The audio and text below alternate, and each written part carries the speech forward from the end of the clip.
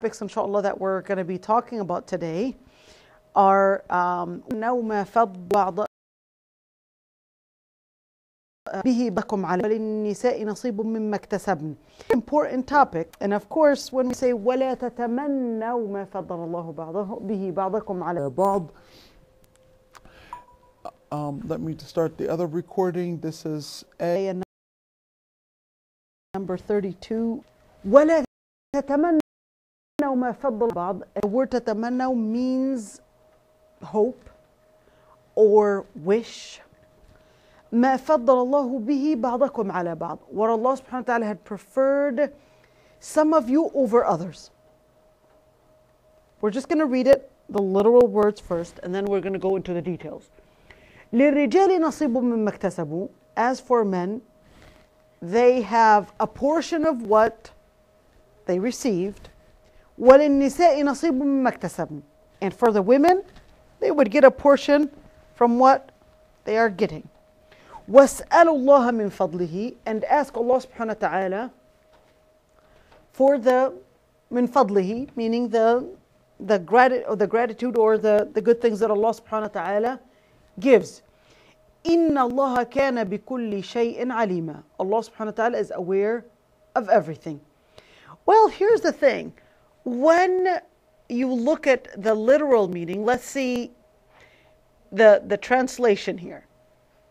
If ye but eschew the most heinous of the things which you are forbidden to do, we shall expel out of you all the evil things in you and admit you to a gate of great honor. Well, that's not what the ayah is actually saying. I'm not sure where they got this translation from. But وَلَا تَتَمَنَّوْا مَا فَضَّلَ اللَّهُ بِهِ بَعْضَكُمْ عَلَى بَعْضٍ.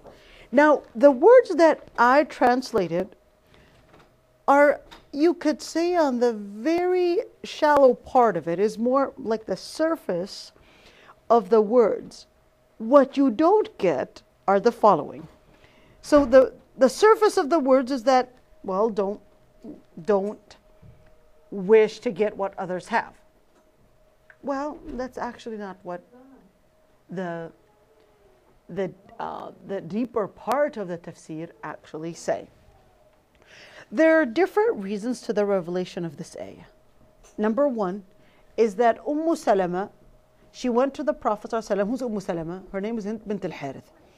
She went to the Prophet ﷺ and actually said, men get to go for the battles, men get to do different things that we as women don't get to do. So that was a question that she wondered. It's like, okay, well, they get to be martyrs, they get to do what we don't do, therefore we're not really getting the privilege that they're getting. So that was the reason why that ayah was revealed. Although some scholars regarded that narration is mursal, meaning that it's not highly authentic. There is a scholar, his name is Ibn al-Arabi. Ibn al-Arabi is a Maliki scholar, and he regarded it as Hasan. Hasan meaning that it's a kind of an authentic narration. When you say a kind of an authentic narration, that actually tells us that that is a strong narration that stands to give us a more detailed meaning of what the words are really saying.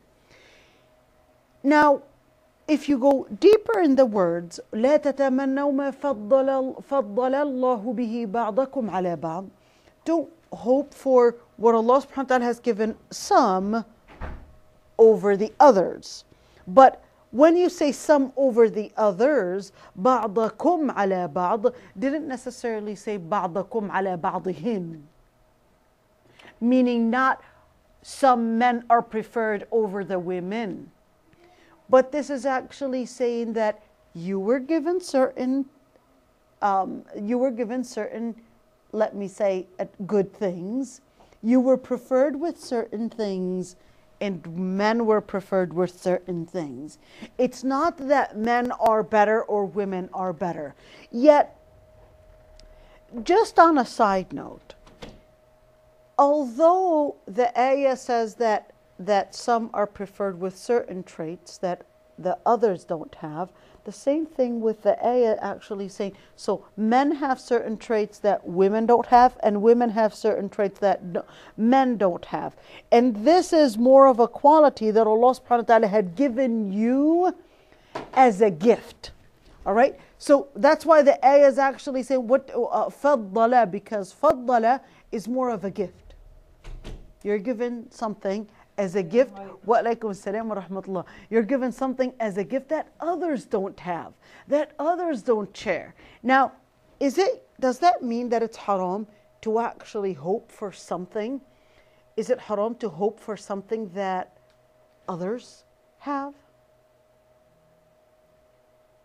Oh, is it haram to hope? For example, she's got the intelligence in math. Is it haram for me to hope that I wish I can have her intelligence in math? No. No. Unless you want her to forget what she have and then you got it only. Right. So that's why when we look at, in fact, البخاري actually بوب كتاب في صحيحه. When we say بوب, he put it as a title in his tafseer. When you say a title in his tafseer, al-Bukhari, whatever he puts as a title, that reflects the fiqh that he has, the understanding of Islam that he has, and the understanding of Islamic jurisprudence. And he mentioned that a man or a person having the hasad, because of somebody, like hasad meaning envy, you're envying somebody for their shahada. But al-ghibta can be in al-hikmah. Al-ghibta can be in al-hikmah. Al-ghibta is more that you envy, but not with a wish or a hope that the other person would lose the good things that they have. للرجال نصيب مما اكتسبوا وللنساء نصيب مما اكتسبن. This ولا تتمنوا ما فضل الله به بعضكم على بعض, that part is general. Don't hope for what others have, but you can, when we look at the ahadith and the ayat, you can hope for good things, but on a condition that you hope for things that you can get as part of you. For example, when we say, can a woman say, oh, I wish I can be khatib al-jum'ah? For example, طب you as a woman, Allah subhanahu wa ta'ala didn't give you that, so to wish I can be a khatib al-jum'ah. All right? Now this is something very important, because Islam does not necessarily give total equity between both sexes. Notice I'm not saying genders. Why? What's the difference between a sex and a gender? Or sexes and genders? Sex is biological. Gender is? Gender is what? This is a very, very dangerous thing without us realizing that it's infiltrating our societies. Isn't gender like a Societal, good job. Exactly. Meaning what? gender's made up? Gender's made up. Who defines it?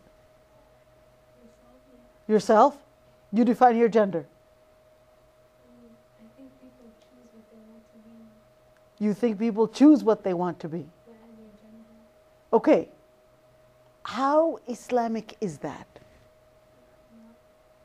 How Islamic is that? This is a very dangerous question, because when we look at just that, this tells us that the term gender is actually a reflection of a person regarding, or the ideology that regards that what you are created does not necessarily reflect your social role in the community. And this is really dangerous. You're female, but you're not necessarily female. You're holding the role of a male. And in Islam, this is nonsense. Allah subhanahu wa ta'ala created you as a female. Your duties are of a female. Meaning your sex is a female, your role is a female. You can't have something else. It's not that Allah subhanahu wa ta'ala created you male and then your gender or your social role is something else. In Islam, no. Allah subhanahu wa ta'ala created you as a female. Your social responsibilities are female.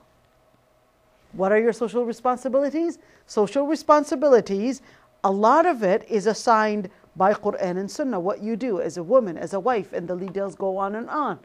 That becomes something that Islam had set. And that's within that ayah. لِلرِّجَالِ نَصِيبٌ مِّمَّا اكْتَسَبُوا. مِّمَّا اكْتَسَبُوا, that men have certain share of what they were given. Who gave it to them? Allah subhanahu wa ta'ala. A share, not just in inheritance, but a share in responsibilities as well. A share in halal and haram as well. A share in the rights as well. Is it necessarily equal for both men and women? No, because men and women are biologically different, psychologically different, and therefore their role is different. Are you guys understanding me? Yeah. Their role is basically dependent on what their biological creation is. So a woman cannot take the share of a man or the responsibility of a man or the rights of a man, just like a man cannot take the rights of a woman and the responsibilities of a woman. Where does the concept of you are a male yet your social role is a female? It actually comes from the atheist culture, which is postmodernism, which regards that all human actions or all people's understandings about who they are or what they are, what the purpose of life is more of a myth.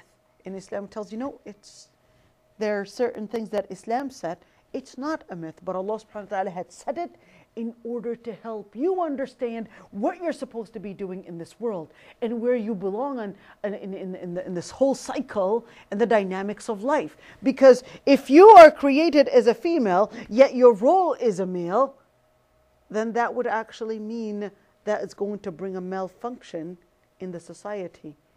Because Allah subhanahu wa ta'ala created you for a certain thing, you do a certain thing. And that's why Allah subhanahu wa ta'ala, or the Prophet ﷺ in the hadith, said that المرأة راعية في بيت زوجها ومسؤولة عن رعيتها. And then كلكم راع وكلكم مسؤول عن رعيته. That each one has a certain responsibility and they're going to be asked about their responsibility. And women are responsible in their husbands' houses. Meaning what?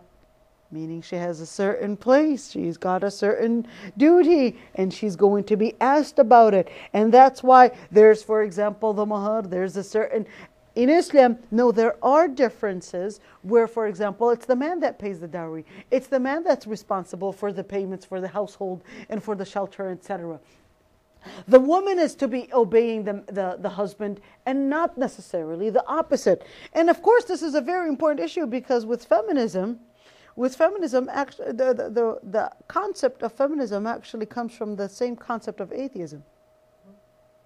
Because the concept of, although part of feminism has a history of you could say, more of retaliation, or because of the past misogyny, meaning whether that was the Christian misogyny or the cultural misogyny, and that led to women wanting to seek their rights. But it didn't actually go into just seeking rights, but you want to understand that the whole concept was actually regarding that men and women and what defined their roles or what defined men and women is more of a myth of the past. Therefore, we can start our own definition. Feminism starts with it actually considering starting its own definition. And that's why when you actually look at with the concept of feminism, defining even what rights do I have, as far as going as the right to actually abort the child, even if the child is 6 months at 6 months of pregnancy. Imagine. Why? Because it regards that you have your control over your body, therefore you have the control over what is inside your body, even if that meant the baby. Even if that meant you're chopping up the baby inside your womb, that's because you've got the choice over your body. Now, the whole concept basically stems and is based on the main idea that what decides right and wrong is your own homocentricity.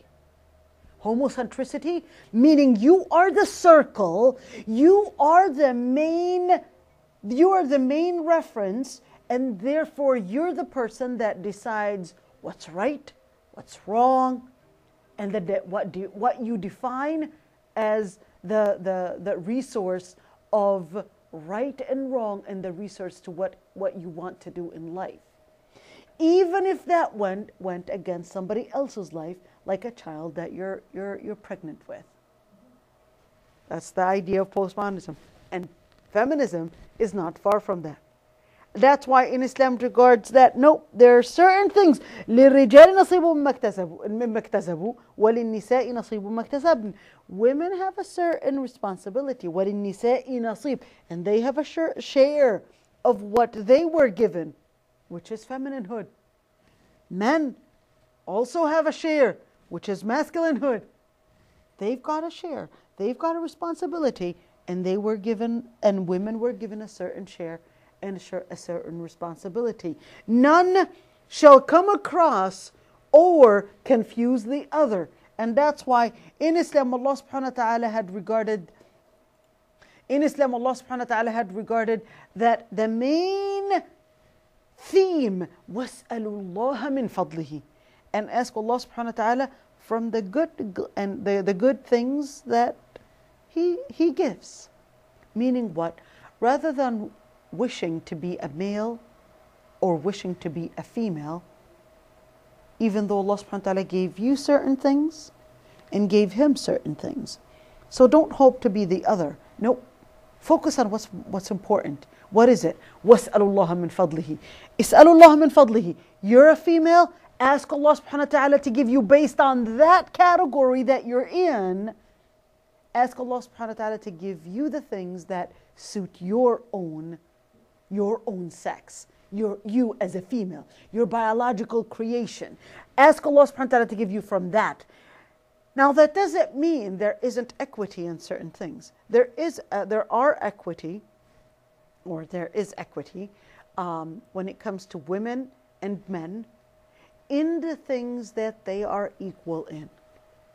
Humanity. Number one, humanity.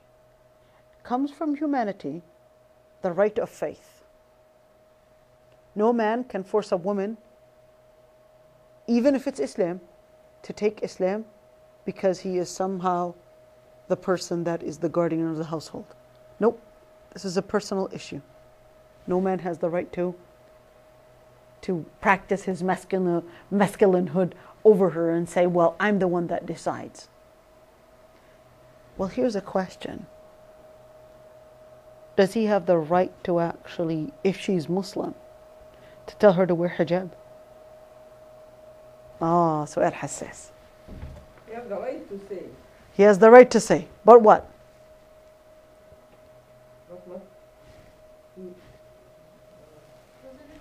A very sensitive question. Does the man have the right? طيب. Does the man have the right to order the woman to wear hijab, for example? Or to not watch, I don't know, something haram, for example?